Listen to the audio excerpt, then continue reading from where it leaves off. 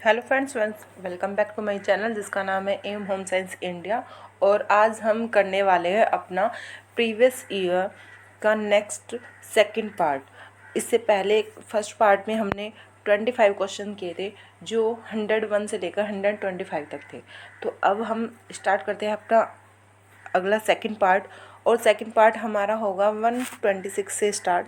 ठीक है, तो चलिए स्टार्ट करते हैं। सबसे पहले आपका जो क्वेश्चन है उसमें पूछा गया है कि यह लोह से मिलने से शरीर में हीमोग्लोबिन निर्मित होता है। यानी कि किस चीज़ को अगर आप हीमोग्लोबिन में मिला देते हो तो हीमोग्लोबिन बनता है। तो इसमें फर्स्ट ऑप्शन है आपका जस्ता, सल्फर, सोडियम या फिर तांबा। तो इसका जो राइट ऑप्शन होगा वो होगा आपका कॉपर। डी ऑप्शन आपका बिल्कुल सही होगा, तांबा यहाँ पर। ठीक है, नेक्स्ट है आपका दक्षिण में कन्नौर की खाद्य अनुसंधान प्रयोगशाला ने इस पर बहुत सारे प्रयोग किया है। जो दक्षिण में कन्नौर की खाद्य अनुसंधान प्रयोगशाला है उसने किस चीज़ पर सबसे ज़्यादा प्रयोग किया गया है, क्वेश्चन में यही पूछा गया है आपसे। तो मटर पर क्या है, दाल, सोयाबीन या धान्य पर। क्वेश्चन हम थोड़ा स्पीड से करते हुए चलेंगे क्योंकि क्वेश्चंस बहुत ज़्यादा है और टाइम बहुत कम है हमारे पास। ठीक है, तो यहाँ पर आपका राइट ऑप्शन हो जाएगा सी, सोयाबीन। ओके, नेक्स्ट है आपका ग्लाइकोजन को यहाँ संचित करते हैं।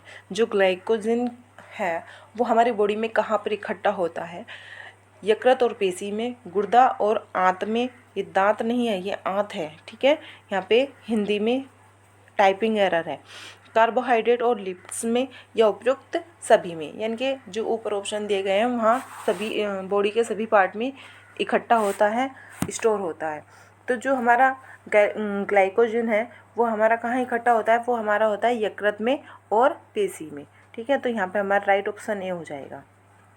नेक्स्ट है हमारा, ये हमारा इंग्लिश वर्जन है, आप इसे इंग्लिश वर्जन में भी देख सकते हैं क्वेश्चन को। और लेकिन मैं कराऊंगी इसको हिंदी में ही, क्योंकि हिंदी मीडियम के बच्चे ज़्यादा होते हैं और उन्हें बहुत ज़्यादा दिक्कत होती है हिंदी मीडियम में ढूंढने में। इंग्लिश मीडियम की तो बहुत सारी वीडियोस आपको यूट्यूब पर फिर भी मिल जाएगी। ठीक है, तो नेक्स्ट क्वेश्चन हम करते हैं अब। लुसाइन होता है, लुसाइन एक प्रोटीन है और वो कौन सा प्रोटीन है यहाँ पे आपको बताना होगा। आवश्यक अमीनो अम्ल है, अनावश्यक अमीनो अम्ल है, या फिर लिपिड्स है, या फिर कार्बोहाइड्रेट है। ठीक है, तो आप यहाँ बता सकते हैं जो एसेंशियल अमीनो एसिड होता है वही हमारा लुसाइन होता है। तो आपका जो यहाँ पे राइट आंसर बनता है वो आपका बनता है ऑप्शन ए, आपका बिल्कुल राइट ऑप्शन बनता है। नेक्स्ट क्वेश्चन है आपका फ्राइनोडर्मा इसके अभाव से होने वाला रोग है।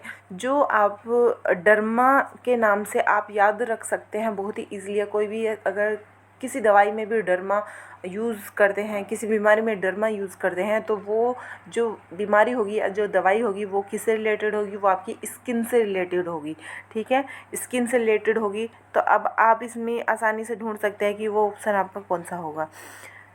किसके अभाव में होने वाला रोग है, आवश्यक अमीनो अम्ल के, आवश्यक चर्बीदार अम्ल के, विटामिन ई के, या फिर कार्बोहाइड्रेट के। ये जो अमीनो अम्ल है ये आपका आवश्यक चर्बीदार अम्ल के रूप में इसकी कमी के अभाव में होता है, यानी कि एसेंशियल फैटी एसिड। ओके, यहाँ पे आप एसेंशियल फैटी एसिड की कमी से ये रोग होता है। नेक्स्ट क्वेश्चन है आपका वसा घुलनशील विटामिन के उदाहरण हैं।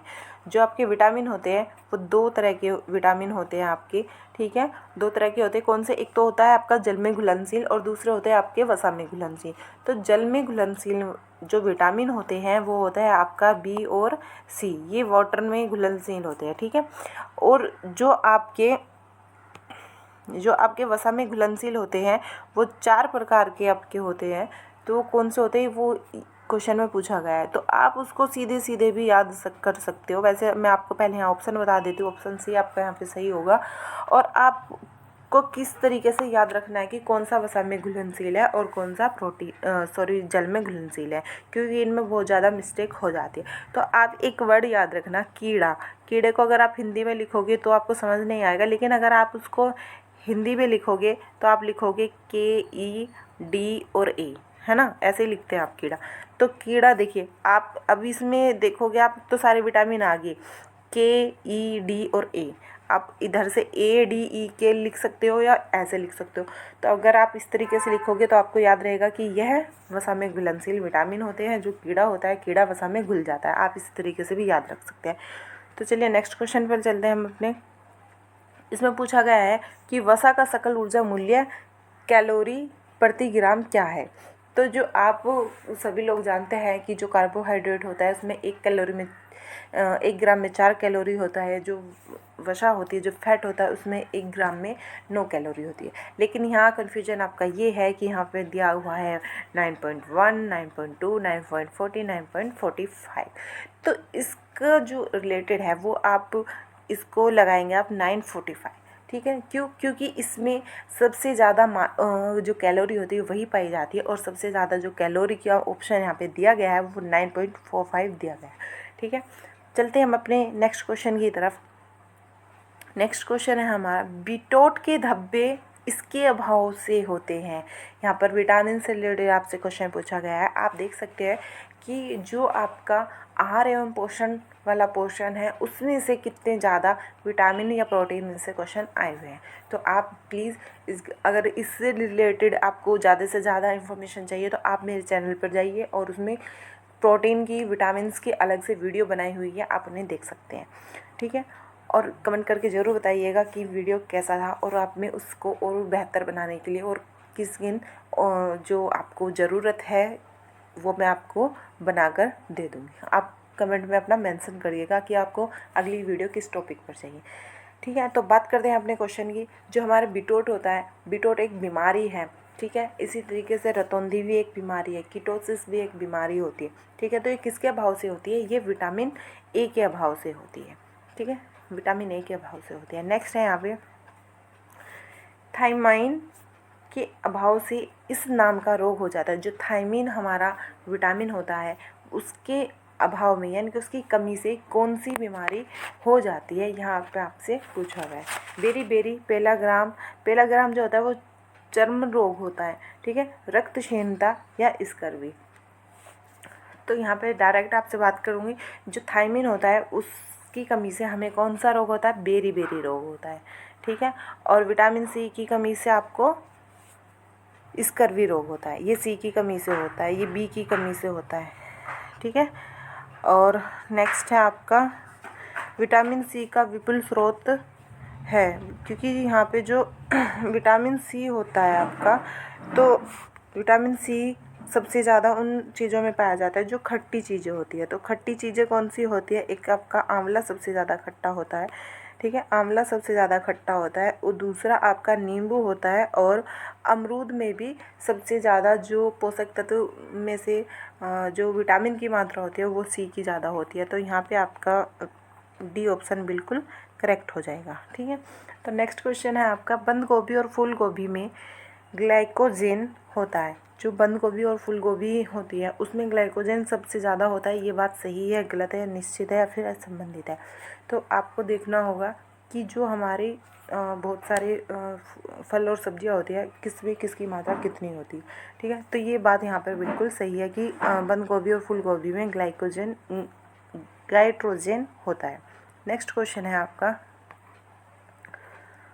ये आपका इंग्लिश वर्जन है, आप देख सकते हैं। और नेक्स्ट क्वेश्चन है आपका बीएमआर का पूरा रूप क्या है, या फिर आप कह सकते हैं कि जो बीएमआर होता है उसकी फुल फॉर्म क्या है? बेसल मेटाबॉलिक रेट, या फिर बॉम मीटर रेट, या फिर आपका बिग मीटर रेट। जो आपका यहाँ पे सही ऑप्शन होगा वो होगा आपका बेसल मेटाबॉलिक रेट। यहाँ पे आपका बी एकदम सही होगा।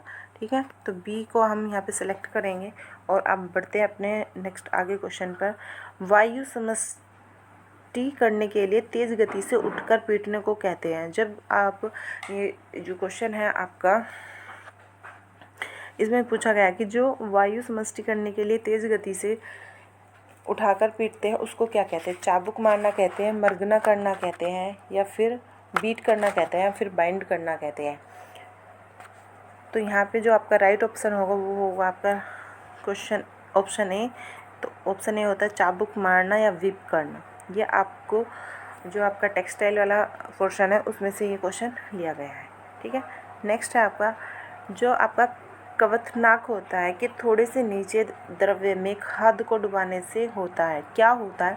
अगर आप अपने हिंदी वर्जन को देखेंगे तो आपको समझ नहीं आएगा। इसके लिए आप अपने इंग्लिश वर्जन की भी हेल्प ले सकते हैं। तो हिंदी में आपको बताया गया है सिझाना यानी कि आपका विप करना, माश यानी कि आपका खदबदाना, और बीट करना यानी कि दम देना, और यहाँ जो दम देना है वो स्टीमिंग करना है, और जो आपका ग्रिलिंग है वो आपका भूनना होता है। तो यहाँ पे आपका जो सही ऑप्शन होगा वो होगा आपका ऑप्शन बी, खदबदाना। खदबदाने को आप